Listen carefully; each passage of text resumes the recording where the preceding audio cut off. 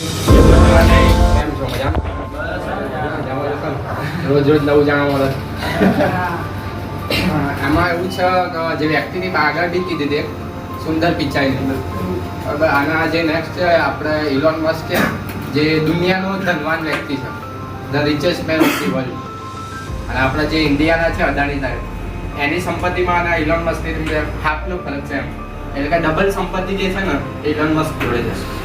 એકચ્યુઅલમાં છે એવું કે શરૂઆત અમેરિકા અને કેનેડાનો વતની છે બિઝનેસ. પહેલાં તો એ વ્યક્તિ છે ને ફ્યુચરનું વિચારે છે કે ફ્યુચરમાં શું થવાનું છે, ફ્યુચરમાં શું નીડ ઊભી થવાની છે. એના ખબર છે કે 70-80 સુધી ફ્યુલના ડીઝલ ખતમ થઈ જશે. ઇલેક્ટ્રિક ગાડી બનાવી દીધી, ઇલેક્ટ્રિક ટેસ્લા ચાલે છે, સોલાર સિટી બનાવી છે, સ્પેસએક્સ બનાવી છે. પછી દુનિયાની સૌથી પહેલી ટ્રાન્ઝેક્શન કંપની છે ઓનલાઈન x.com છે. પછી એ જે x.com હતો ને એના પહેલા જે બીજી એક ઇન્ફિનિટી નામની કંપની હતી, એના જોડે મર્જ થઈ ગઈ ને જે પેપાલ આપણે નામ સાંભળ્યું છે, તો એના નામ આપવા વાળો વ્યક્તિ છે. અમેરિકામાં જે રીતે ચાલે છે ને આપણે ગૂગલ પે, ફોન પે, ત્યાં પેપાલ યુઝ કરે. હા, પેપાલ. શરૂઆતમાં નાનપણથી હતો ને કે 10 વર્ષની ઉંમરમાં માઇન્ડ એનું એવું હતું ને કે જે ગ્રેજ્યુએટ જેટલું ના વાંચી શકે ને એટલું 10 વર્ષની ઉંમરમાં એ વાંચી લેતો. 10-12 કલાક બેસું વાંચવા એટલે માઇન્ડ સેટ એવું હતું એમ. 12 વર્ષની ઉંમરે વિડીયો ગેમ બનાવી, $500 વેચી દીધી. $500 વેચી દીધી 12 વર્ષની ઉંમરમાં. 12 વર્ષની ઉંમરમાં આપણે હું કરવું એ ખબર ના હોય. અને એ વ્યક્તિ $500 ગેમ વેચી. પછી કોઈ વ્યક્તિએ પૂછ્યું કે તમે આટલા બધા સક્સેસ છો તો કોઈ સક્સેસ સિક્રેટ તમારા જોડેથી?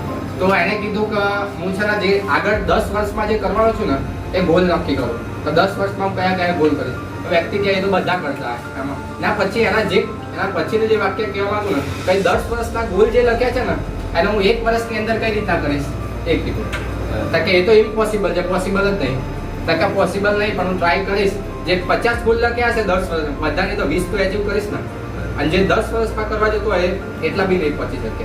એટલે કે શોર્ટ ટર્મ ડેડલાઇનની અંદર પૂરા કર્યા. થઈ એવું કે એના વાઇફ છે, પહેલી વાઇફ જે એસ્પિરન્સી છે, એના ફ્રેન્ડનું ઇન્ટરવ્યૂ લીધું કે ઇલોન મસ્ક સ્કૂલ કોલેજમાં કેવા હતા એમ.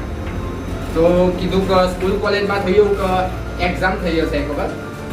તો માર્ક્સ ઓલરેડી એના હાઈ હતા, 98% હતા, 98% હતા. અને પેલા એના ફ્રેન્ડના 57 ઓલરેડી એ જીતી ગયા. તો બી ટીચર જોડે ગયા એકવાર કોપી રીચેક કરો, આનાથી બી વધારે માર્ક્સ પડી શકે મારે. તો આ જે કોમ્પિટિશનની જે ભાવના છે ને એ ઇલોન મસ્ક બીજું છે ડિટર્મિનેશન, એટલે કે નિશ્ચિતતા.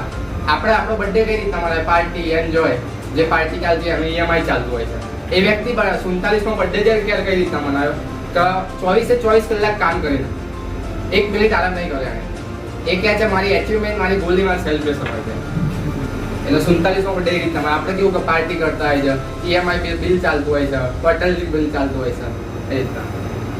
પછી શોર્ટ ટર્મ ડેડલાઇન, એટલે આમાં કેવું કે આમાં શીખવા જેવું છે આપણા જોડે બી. તો ઇલોન મસ્ક તમને શીખવા જેવું બહુ બધું છે કે નિશ્ચિતતા, પછી કોમ્પિટિશન છે. પછી આ શોર્ટ ટર્મ ડેડલાઇન અંદર કેવું છે કે મેન 2018ની વાત છે, જૂન જુલાઈ ઓગસ્ટની વાત છે 2018માં. ટેસ્લાનો ઓર્ડર હતો 50,000 ગાડીઓનો ડિલિવર કરવાનો. એક તરફથી બધી જોડેથી છે ને બધી બાજુથી ઇમ્પોસિબલ હતું કે 50,000 ગાડીઓ ડિલિવર કરવાની. તો એ વ્યક્તિએ છે ને લીધું કે ના, ડિલિવર કરાવીશું આપણે. બધા રિસોર્સિસ લગાવી દીધા, બધી તાકાત લગાવી દીધી અને 3 મહિનાની અંદર 50,000 ગાડીઓનો ઓર્ડર ડિલિવર કરાવ્યો વ્યક્તિએ. હવે કંપનીમાં એવું કીધું કે અલગ અલગ કંપનીઓ છે એની. સ્પેસએક્સ છે, પેપાલ છે. જ્યાં પેપાલમાંથી નીકળ્યો ને તો એને બહાર કાઢી નાખવામાં આવ્યો હતો, પણ એના જોડે જે શેર હતા તો $147 મિલિયન જેવો લઈને નીકળ્યો હતો. તો એણે કીધું કે રોકેટ સાયન્સનું એટલું બધું કંઈ નોલેજ નહીં. રોકેટ સાયન્સનું એ વ્યક્તિ કે આપણે શીખવું હોય તો આપણે જાતે બી શીખવું. એને કંઈ સ્કૂલ કે કોલેજ ગઈ એમાંથી કંઈ લીધેલું નહીં, બરોબર છે. એટલે એણે જાતે ભણેલું છે, ચોપડીઓ વાંચી બધું રોકેટ સાયન્સનું નોલેજ લીધેલું છે. તો એ વ્યક્તિ રોકેટનું કે રોકેટ કંપની ચાલુ કરી એવું વિચાર્યું. તો એ ક્યાંક મંગળ પર ચાલુ કરીએ જીવન એમ, તો મંગળ પર આપણે મૂકીશું માણસોને રહેવા માટે. તો વ્યક્તિએ રશિયા ગયો. રોકેટના કહેતા $7 બિલિયન ભાવ છે. કે આ તો બહુ મોંઘું છે. પાછો આવ્યો કે આપણે કંપની જાતે ઊભી કરી દઈએ. તો સ્પેસએક્સ ચાલુ કરી. સ્પેસિક્સમાં એટલા બધા ફેલિયર આવ્યા ને, કોઈ બી વ્યક્તિ હોય ને 1-2 ફેલિયર આવવાનો તો બંધ થઈ જાય, પણ આ વ્યક્તિએ 3 થી 4 ફેલિયર જોયા. અને એ વ્યક્તિ એવું માને છે કે failure is the not option, પણ એ કહે છે ફેલિયર ઇઝ ધી ઓપ્શન, એવું કહે છે. તો પહેલી વખત તો રોકેટ ગયું, લાસ્ટ થઈ ગયું. બીજી વખત ઓર્બિટમાં ગયું પણ ઉપર ના ગયું. ત્રીજી વખત ગયું ફાઇનલી, પણ તઈ જઈને ક્રેશ થઈ ગયું. એટલે ચોથી વખત ચોથા એટેમ્પમાં, અને એ નજીક ટ્રાય કરતો હતો, 2 મહિના 3 મહિનાની અંદર ટ્રાય કરતો હતો. ઈસરો અને નાસા, આપણે ઈસરો ગવર્મેન્ટ અને નાસા ગવર્મેન્ટ પૈસા પર કામ કર્યા, પણ એ જે ઇલોન મસ્ક છે ને એના પોતાના રિયુઝેબલ રોકેટ તૈયાર કર્યા હતા એને, પોતાના જ ખર્ચે, અને ત્યાં ગાડીમાં ઓર્બિટમાં મોકલી દીધો. બરોબર. અને પછી જ્યાં ચોથી વખત જ્યારે ફાઇનલી ગયું ને, તો નાસા તરફથી એને $1.5 બિલિયન ઓફર મળી ગઈ એમ, કે તમે અમારી જોડે ટાઈપ થઈ જવાનું. અને એ પહેલો એવો વ્યક્તિ છે જેને રિયુઝેબલ રોકેટ તૈયાર કર્યા હતા, કે જે પાછું આવે, એટલે એ ખર્ચો બચી જાય.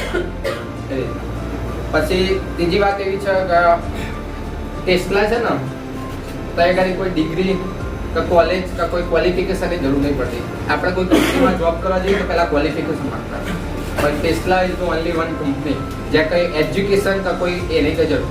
ટૂંકમાં ઇલોન મસ્કનો સિમ્પલ ફિલોસોફી એવું છે ને કે સ્કૂલ કોલેજ તમને રીચ નહીં બનાવી શકતા, કે જે તમે નોલેજ છે, માઇન્ડસેટ છે, એ તમારા જોડે હશે ને, સ્કિલ છે, તમે એનાથી આગળ વધી શકો, એવું કેવું છે. બરાબર. પછી ત્રીજું તો છે જ છે. અને ટૂંકમાં બીજું વાક્ય છે રીતેશ અગ્રવાલનો, જે ઓયોનો ફાઉન્ડર છે ને, ideas, dream, ability to work hard. These are the only 3 things required if you are a $1 billion company.